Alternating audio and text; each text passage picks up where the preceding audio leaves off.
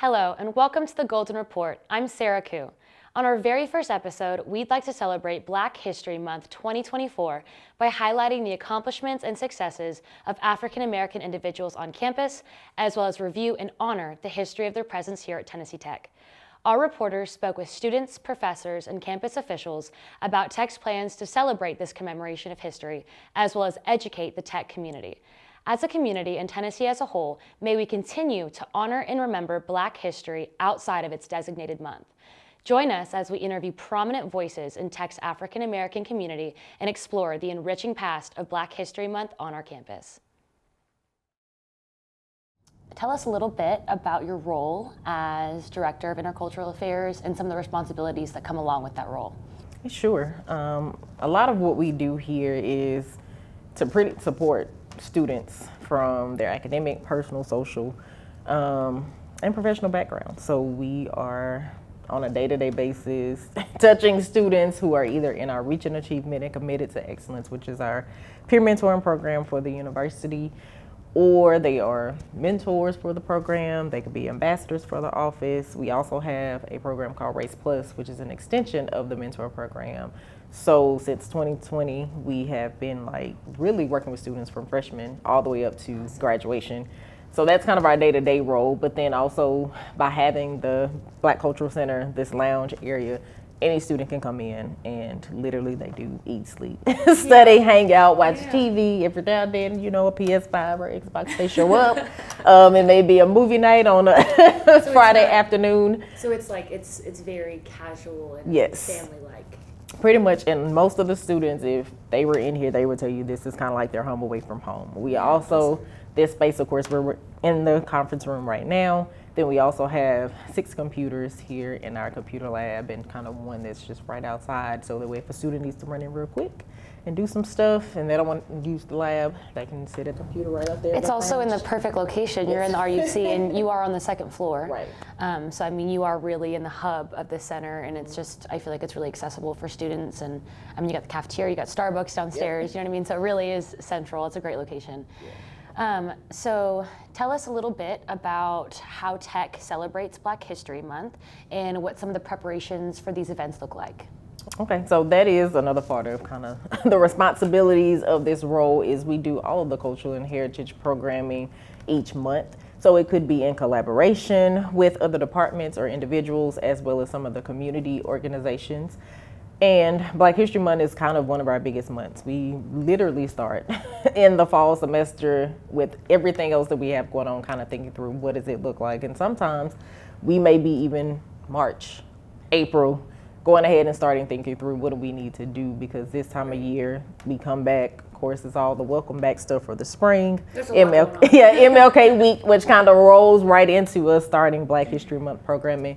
So we have a team of folks, whether it's our Commission on the Status of Blacks, which is a university presidential appointed commission here at Tennessee Tech. Like I said, there's several departments, like our history department, even since I've been here, which has been 5 years, a lot of those faculty members have been engaged and involved in helping to plan Black History Month, as well as other months as well, and always looking at what different ways. So one of the things they started about 2 years ago was, let's do a trivia.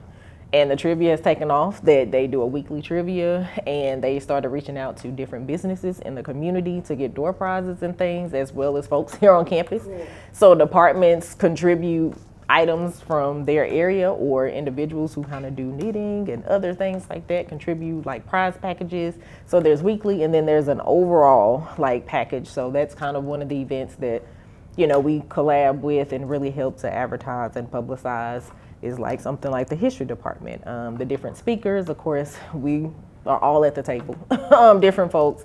And we've started even having a committee where we include some of our community members, because we also want to make sure that with kind of the college town framework that Tech is moving towards. Hand in hand. Yes, so that way students know what's happening in the community, and the community also kind of knows what's happening in Tech, and kind of building that bridge. So we make sure that we know. So for instance, Tech alumna Lori Strode started a play last year called I Am My Ancestors' Wildest Dreams. So that took off. And this year she's added a few more dates, got a bigger location. So they're using the Wesley Chapel Theater. So we're advertising that because there are folks from the community, but also students and faculty and staff who are also involved in that play. So they have a couple of different nights that they'll be showing, and today being the kickoff night, the opening night for it. Oh, it's actually tonight? Yes. There you go. What a coincidence. So yeah, so we're looking forward to seeing that because I didn't get a chance to go last year. Where's that play at and what time is it at? So it'll be at the Wesley Chapel Theater right here on, I think it's 9th Street. 9th Street? Yes. And is it multiple days, just one day? Yes. So it goes this weekend. So tonight and tomorrow night will be at 7 p.m. Sunday there's a matinee at 2 o'clock. So today's the 9th. Today's the 9th. Okay, I'm like, what day is it? Yes. And then so it's the 9th and the 10th at 7 p.m. And then, so yeah, so that'll be like a nice fun event, and I think it's about $10 or $15. I know one night is kind of pay as you go night. I think that might be next week. But yeah, that's a great opportunity for folks to really see what's happening in the community and learn about just African American history, Black history in a different light. But other things that we do, so one that has become a fun annual event that everybody loves is our Soul Food Night. So we have a restaurant out of Memphis that is a Black-owned restaurant, and folks that I know, so they come and they prepare this full soul food meal and talk a little bit about kind of the origins of soul food, and everything is like hand prepared.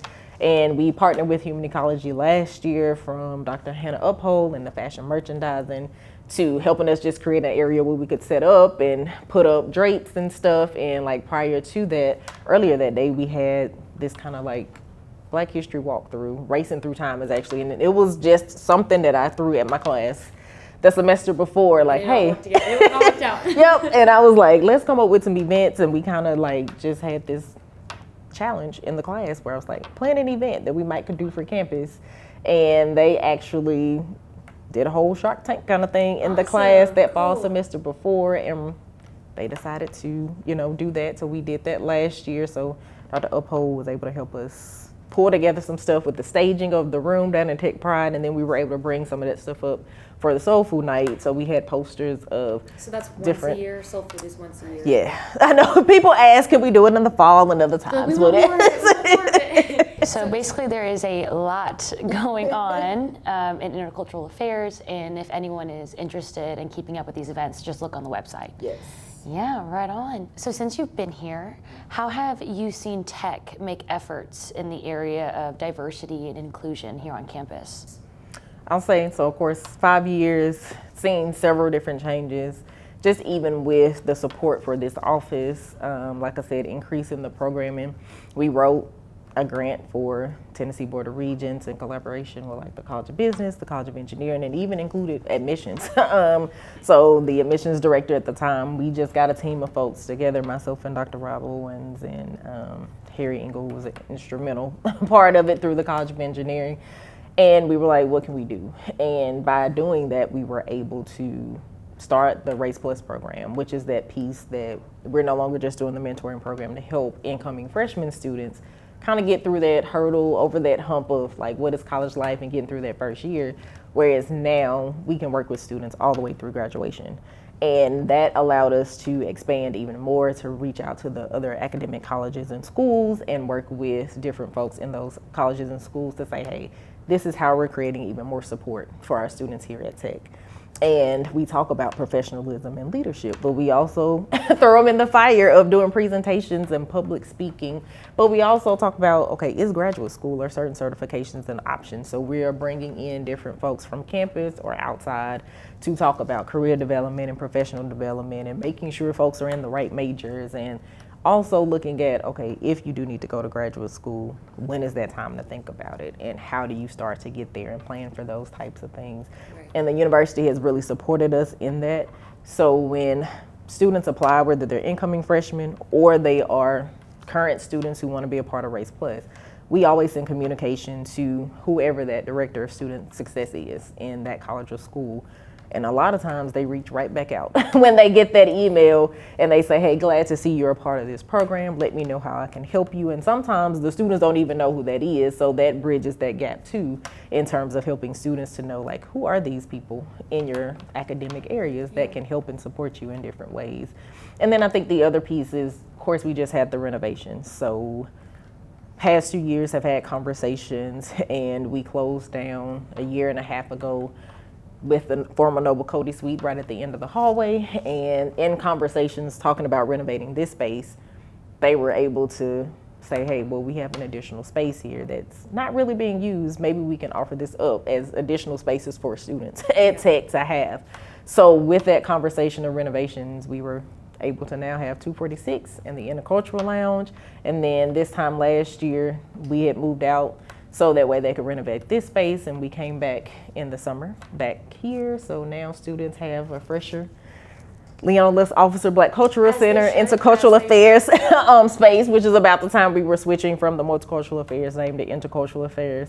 And so new furniture, new equipment, all of those types of things. And then, like I said, having the Intercultural Lounge now provides an additional space that is open pretty much 24/7 for students. Any background, you can put up information about events and programs or just ways for students to get involved or like job opportunities.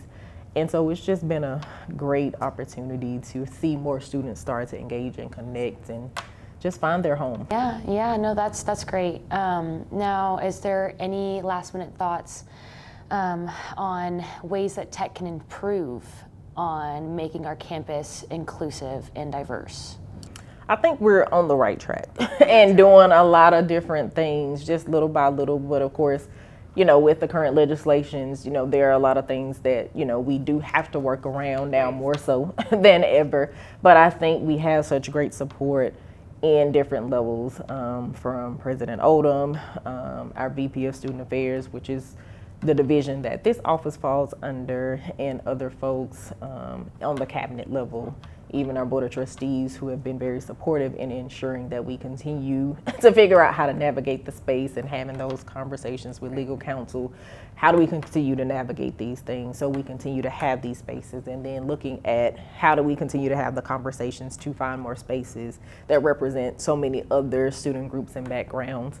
And so, and I think because we are still able to do certain, I would say, you know, pieces of the work and not have to worry about, you know, are we hindering somebody or creating barriers. Our goal is to try to tear down as many walls and as many barriers so that everybody feels like that this campus is a place that they see themselves, they feel like they are welcomed.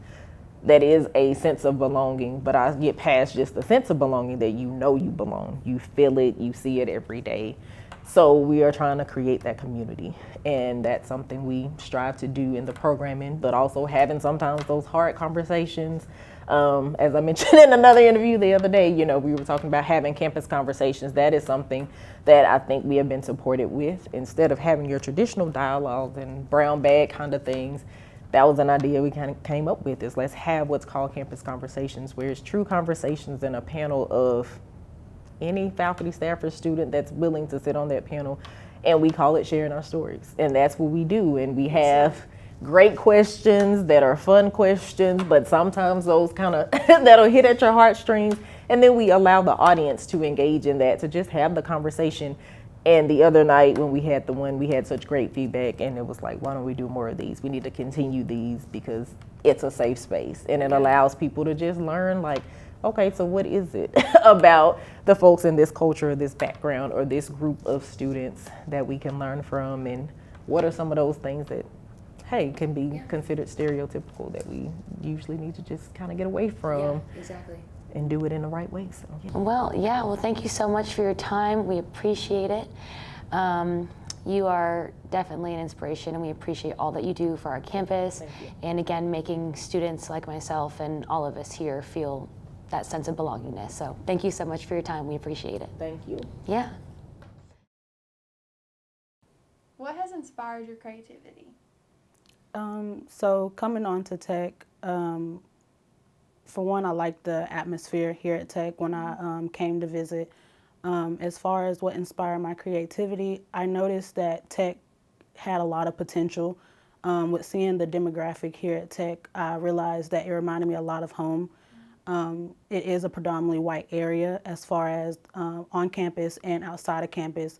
And it really reminded me of my hometown as far as how much I would love to push certain things in certain directions. And so as far as when I got here, I knew that I wanted to continue that once I got to college. I wanted to continue to push the theme of unity and push the theme of respect and social justice with all races, all ethnicities, and things and such like that. Do you feel like the university does enough not only in the month of February, but all year round? As far as the month of February, I don't feel like the university does as much. I feel like there could be events, I mean, every week, every day, if you really put your, creative mind to it, and also like reached out to resources and individuals. As far as year round, I feel like we do an okay amount of things, an okay amount of just events and ideas and creativity like that. I do feel like it could be more year round to continue to get the students engaged, as well as the administration and the community outside of campus. So I feel like it's okay year round, but it could be more, and it could be a lot more in February. How should the university handle diversity and inclusion better? For starters, I feel like they should definitely do more research within themselves and do more, learning and find that passion of why they're in the community, and also why our history is important, basically, like what they can do to continue to get everybody involved and make everybody feel included. I definitely feel like that's the start of it, like researching yourself, really figuring out what happened in the past and how it can like influence and motivate the present and the future. As far as the diversity and inclusion on campus, I feel like they could do more reaching out. They could reach out to these individuals, resources, these organizations, and also in our community outside of campus, because that's also where we're connected to. What inspired you to want to have this event put on at the basketball game? So being a part of athletics, for 4 years, I've definitely seen the in and outs of what all like the campus could do more of. And also it's a lot of exposure there outside of campus. Like the community from outside of campus comes to the hoop to watch the basketball games. As far as what inspired me also, I definitely just wanted to get the community on campus and outside of campus to see that there's more than just athletics that go on here. And as far as like different orgs on campus, as far as, who all is a part of what. So I really wanted to bring in the choir, which is mostly African Americans, but we also have different races in there. I wanted to help bring notice to the Divine Nine, which is the NPHC, the National Penhalic Council of Greek Life here on campus, which is basically the historically black Greeks here in the country. So I really wanted to bring awareness and unity to that night, and also just, just bring awareness and bring all that is possible. I feel like also there could be more that continues to go on at the hoop, but I just knew it was a night that people not only on campus could see, but people off campus could witness and. What did you want people to take away from the event? I really wanted people to feel our energy once we're all there together. I feel like people tend to want to divide the different races and want to think of us as being minorities, which is not the case. I really don't actually like using that term. I wanted people to feel our history and feel what this month and what really America is all about. We're really not just section and to this one month. It's really all year. It's really what our country is today.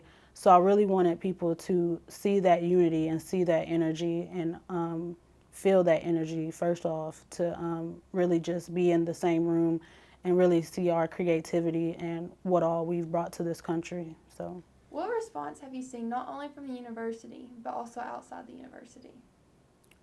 As far as with the university, I've definitely gotten response from the athletic department. They were really like appreciative of our ideas that we came up with. As far as the students, they were really like passionate about really wanting to bring this together, and especially with the choir, the NAACP, the Divine Nine Greek Life. Everybody was really like together, and it felt like, you know, family. And so that was something I really like witnessed and enjoyed. As far as outside of the community, the NAACP Putnam County branch, they were really happy to see this night going on together. As well as administrators on campus, they were really excited about the night and, you know, the events that were going on. So I think it was really great to hear that feedback. Also, the Greek Life on campus, the Divine Nine, they got a second opportunity to do a performance this week, not this week, but this month. I think it's next week actually. So that was something great to hear, just pushing forward the more events that we can do in February, which is something that is, you know, highly important. But outside of February too, so maybe these traditions, events can continue moving forward with Tennessee Tech. Do you plan on pursuing more events like this?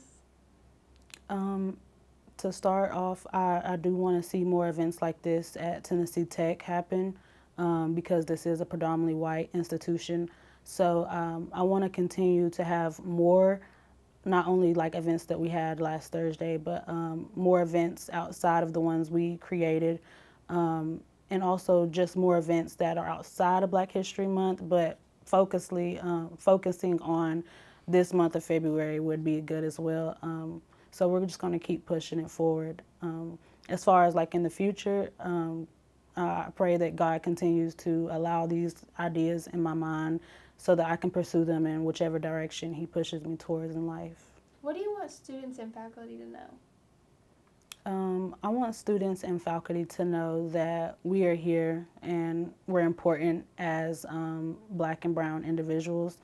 I want them to know that our history is important to what made this country, and I want people to bring more unity and bring more respect and just equal opportunities, you know, because it's all really important. We're all human, we're all individual, and we're all God's people. So it's really just about, you know, loving each other, respecting each other, and being together in this world because it's already a lot going on.